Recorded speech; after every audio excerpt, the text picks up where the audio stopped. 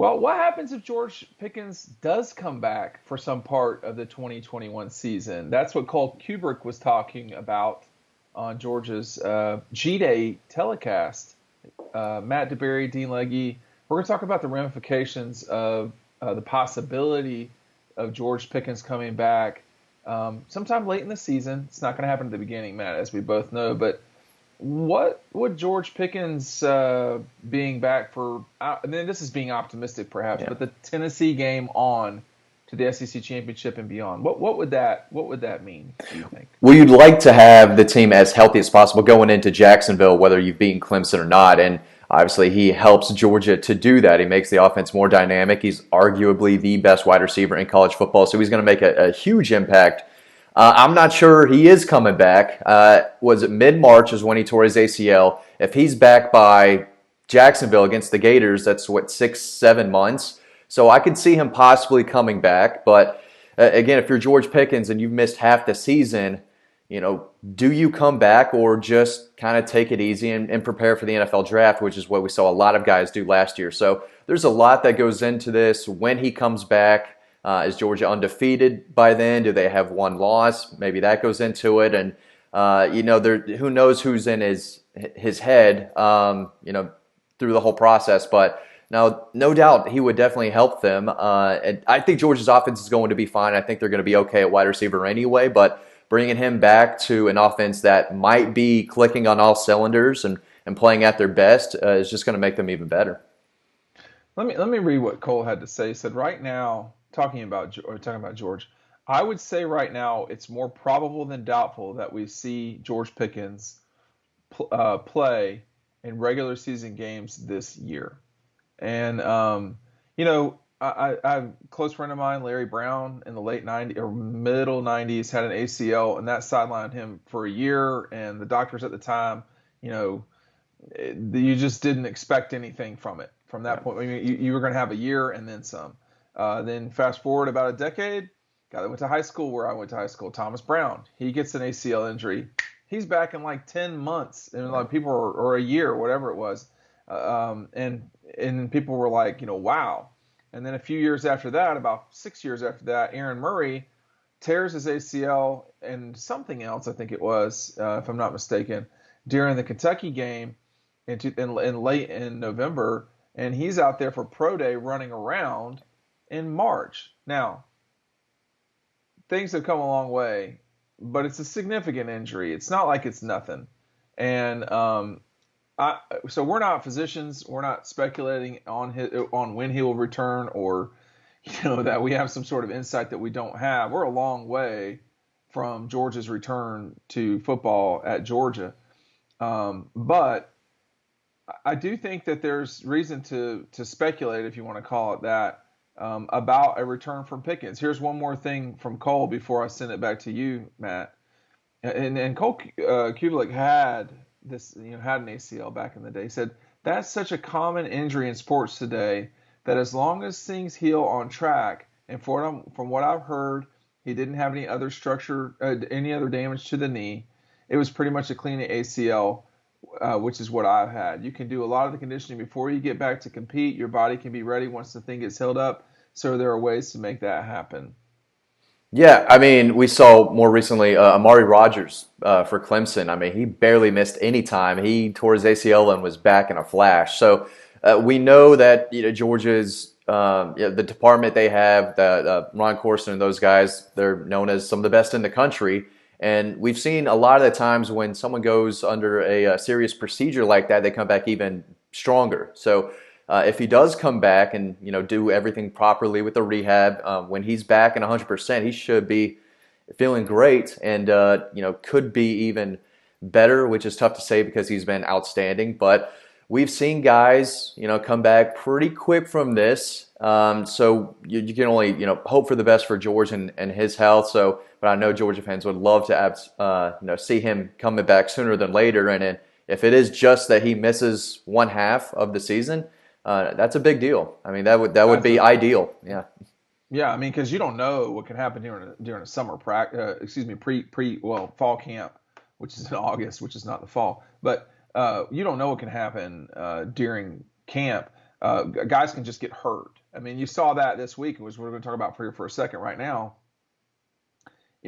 George Pickens was not the only receiver that missed this game. I mean, the list I'm about to roll off the tongue here is pretty significant. You had George Pickens missing, Jermaine Burton with a hyperextended knee, Don Blaylock, who's coming back from an ACL injury, Marcus Roseman saying Jack Saint, he had ankle that he's dealing with, and he's coming back from the injury at Florida as well, if I'm not mistaken. Mm-hmm. And then Justin Robinson was out. So they missed a lot of guys. They still threw it all over the place, which was fascinating to watch. But if you have this, I mean, Kirby won't stop talking about the, I guess, depth, but the fight you're going to have to get onto the field to play receiver at Georgia this fall. And he's right. He wants to see it. I'm very curious to see, Matt, how Jermaine Burton stacks up. I don't want to say against, but with Mitchell, coming back, he'll be back out there. Kearis Jackson is probably the least talked about best receiver in the conference. Yep. I mean, I think people would give him honorable mention without thinking he's a second team guy, just because Georgia's so stacked there all of a sudden receivers. This is a loaded up group. If they can stay healthy or relatively healthy and then suddenly get George back at the end, this is a danger. You said you think they're going to be okay without George. I will let you, you can speak for yourself, but I think this is going to be as explosive an offense as we've seen at Georgia since 2012 and possibly more than that. Yeah, I think here's with the passing game. Yeah, I think here's actually led the team in receiving last year, barely edging out George. So I don't think people really understand the value that he brings, and he's going to be your safety blanket guy. To start this season, he's as reliable as it gets. He's a downfield threat, but he can also help you in the screen game, so he can do a lot for you.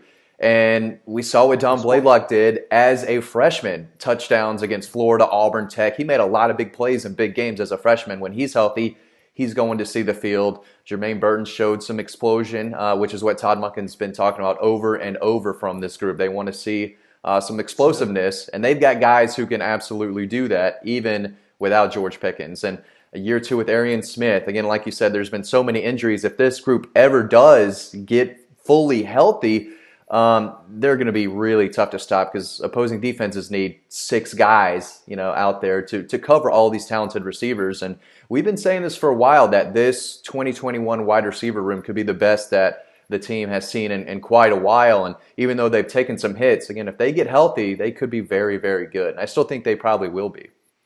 I think in terms of depth, I just don't know that they've ever been this deep. When you had Andre Hastings and Juan Daniels, those guys, this is before a lot of people watching YouTube's time, but they had some very good receivers. Hines Ward wasn't really with a deep group, but he had Tony Small, Corey was on that team. They had guys, but this is deep, like the 12 team. Yeah. Well, Lad McConkey can play. We saw him flash a little bit, and he's like number 8 or 9 on the roster too. So but he's a particular type of receiver. Yeah. And it's like playing center or something. So this is a curious time at Georgia. Can they get healthy completely and get George back out there? Go ahead. I'm trying to think which wide receiver room in the SEC at least I would take over Georgia's, and I don't think there's Alabama maybe. Maybe, but Clemson's top guys are really good, but they've been hurt too. And if you're Aaron Murray and looking at the receiving core that he had in 2013, he's probably just wishing he had anything remotely as talented and as deep as this. I don't think we'll ever see Rhett McGowan's out there anymore. Not with Kirby Smart as the head coach. That's gone. No, they recruit very specific types of receivers, and they're killers, like game changers that we've been talking about. If you can't change the game vertically or with the screen pass or just do your job consistently over and over, you're not going to get a committable offer, and you're not going to see the field. Let me just say this too, as we close in closer to the 21 season. The sport, as everyone watching knows, has changed, and it's changed dramatically in the last 4 years, 5 years specifically. In Georgia, that was not the type of football that they played. And when they got to the national championship game, they did it predicated on the run game and defense. Well, defense has sort of died all of a Hmm. sudden in college football. It's in a decade. It just doesn't matter anymore. I mean, I remember being lectured about the 2011 Alabama LSU game that ended 9-6. People were calling the greatest college football game in the history of the sport, which was ridiculous at the time. Um, but defense will make a comeback. But Matt, in closing here, how much has 7-on-7 changed college football? It prepares guys a little better. Some of these high school kids who play in more run heavy offenses, they don't get to flash and make, 60 catches a year and, score 10 plus touchdowns, but they can show that type of skill. It's 7-on-7, and, when you make a play in 7-on-7 with social media out there, everyone kind of sees it. People talk, after these tournaments, who did well, who doesn't. So there's a lot of guys, and we've seen it this offseason, earn offers, or I say offers, interests, and have seen their stock rise a little bit by these 7-on-7 tournaments. But obviously, there's nothing for linemen like that, but it helps the quarterbacks too. If you Yes. want to be a quarterback, you have to be doing this all season. Yeah, you can play baseball a little bit until you have to focus on being the quarterback at a place like Georgia. And being on a 7-on-7 team through the spring and into the summer is a great way for them to just stay active with it. Let's talk about this some more over on the website. Over on the website, easy enough for me to say. Dean Legge, Matt DeBerry, dawgpost.com. We'll see you on the website.